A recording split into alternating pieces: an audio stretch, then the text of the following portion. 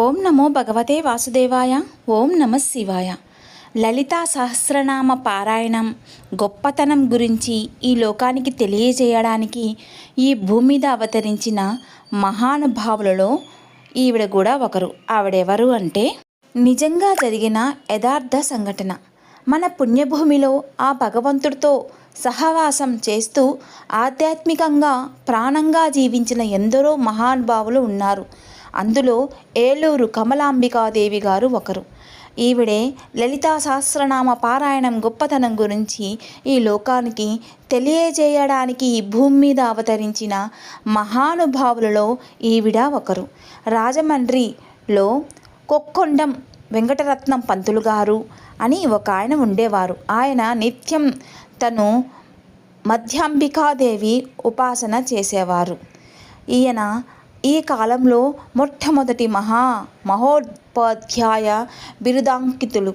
ఆయన ఉపాసనలో అమ్మవారి సాక్షాత్కారం పొందిన మహనీయుడు. ఆయన అనుష్ఠానానికి ఇంట్లో ప్రత్యేకంగా ఒక గది ఉండేది. ఒకనాడు ఆయన ఇంట్లో లేని సమయంలో వాళ్ళ ఇంట్లో చిన్నపిల్ల అకస్మాత్తుగా కనపడలేదు.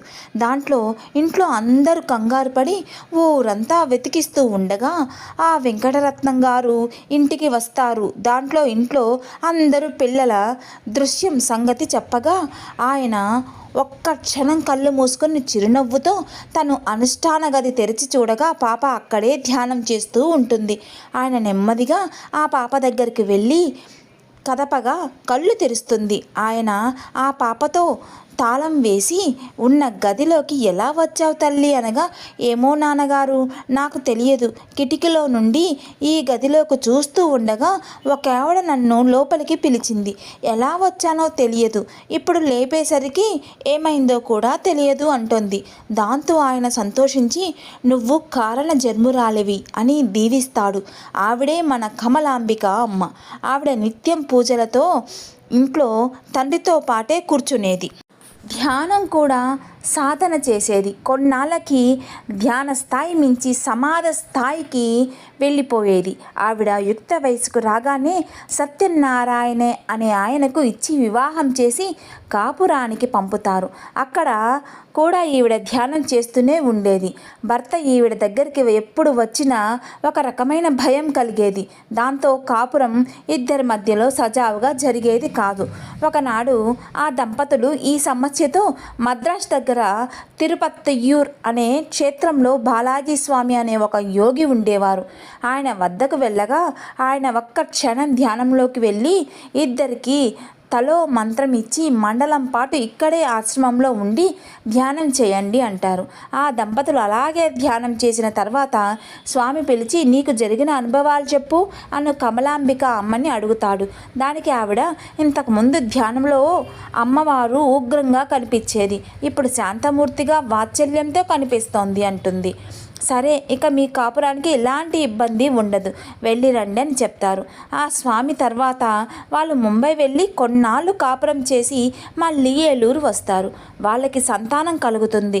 రెండవ ఆడపిల్ల గర్భంలో ఉన్న సమయంలో ఆవిడ స్వప్నంలో 2 కూరలతో ఒక చిన్న పిల్ల తనకి పుట్టినట్టుగా కనపడుతుంది. వెంటనే బాలాజీ స్వామి దగ్గరికి వెళ్ళగా ఆయన ధ్యానంలో చేసి నీ ఇంట్లో మరో కారణ జన్మరాలు పుడుతుంది, ఇక్కడ నుండి నీ జీవితం మొత్తం మారిపోతుంది అని చెప్తారు. అలాగే కొన్నాళ్ళ తర్వాత 2 కూరలతో ఒక పాప జన్మిస్తుంది. కమలాంబిక అమ్మ రోజు లలితాపారాయణం ఖడ్గమాల 22 రోజులతో పాటు చేయగా ఆ కూరలు ఊడిపోతాయి. పాప నిర్మలంగా నవ్వుతూ ఉంటుంది. ఈవిడ చిన్నప్పటి నుండి లలితాపారాయణం చేస్తూ ఉండటం, అందరితోనూ చేయిస్తూ ఉండడం వల్ల ఆవిడకి అమ్మవారి కరుణ కలుగుతోంది. ఈవిడ దగ్గరగా సమస్యకి అని వచ్చిన అందరితోనూ లలితాపారాయణం ఖడ్గమాల పారాయణం చేయించి పానక నైవేద్యంగా పెట్టించేది. చిత్రంగా వారు మీ సమస్యలతో వచ్చారో ఆ సమస్యలు తీరిపోయేవి. ఇలా అందరూ వారి వారి సమస్యలు తీర్చుకొని ఆవిడికి ఏమన్నా తృణమో వనమో ఇవ్వబోతే నాకు ఇవన్నీ వద్దు, మీరు మీ ఇంట్లో నిత్యం లలితాపారాయణం చేసి పానక నైవేద్యం పెట్టండి అని కోరిక ఉత్తమురాలు. ఎందరో భక్తులు ఆవిడ దగ్గరికి వారి వారి సమస్యలతో పరిష్కారం పొందారు. ఒకనాడు ఆవిడ ఉన్న వీధి ఒక ఆవిడకి అనారోగ్యం చేస్తుంది. ఆవిడ ఎన్నో హాస్పిటల్ తిరుగుతుంది, కానీ నయం కాదు. ఒకనాడు ఒక కోయవాడు కనికట్టు విద్య ఆవిడ ముందు ప్రదర్శించి ఆవిడ అనారోగ్యాన్ని నయం చేస్తా అని నమ్మబలుగుతాడు. ఆవిడ నమ్మి ఎంతో డబ్బు ఇస్తుంది. ఒకనాడు ఆ దారి వెంట వెళ్తూ కమలాంబిక గారు ఆవిడ ఇంటికి వచ్చేసరికి కోయవాడు చేసే వింత పూజలు చూసి ఏంటి ఇదంతా అని గద్దరించేసరికి వాడు కమలాంబిక అమ్మ మొహంలో తేజస్సు ఆగ్రహం చూసి భయపడి పారిపోతాడు.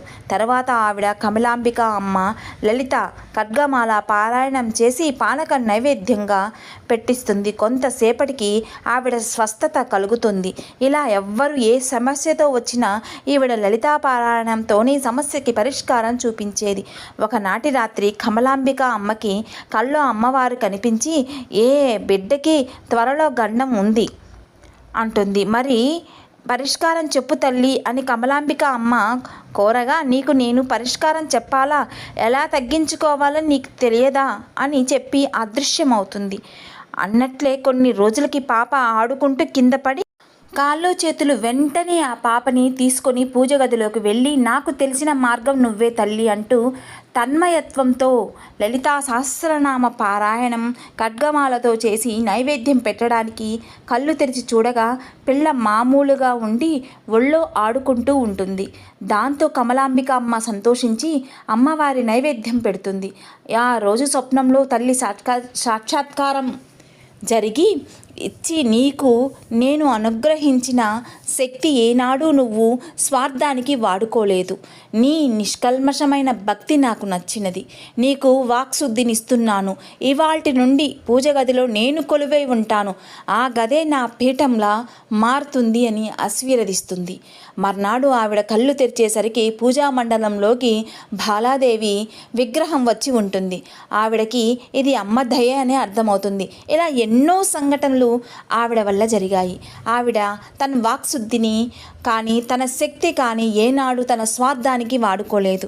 ఆపద అని వచ్చిన వారందరికీ కూడా లలితాపారాయణం ఖడ్గమాల సహితంగా చేయమని చెప్పి నైవేద్యంగా పానకం పెట్టమనేది. దాంతో వారి సమస్యలు తీరేవి, గండాలు గట్టెక్కేవి. అందరికీ శుక్రవారం దీక్షలు ఇచ్చేది. నవరాత్రులు కటిక ఉపవాసం ఉంటూ అమ్మవారి సేవ చేసేది. అమ్మవారి సేవలో ఆవిడ తన జీవితం అంతా ముగిసిపోయింది.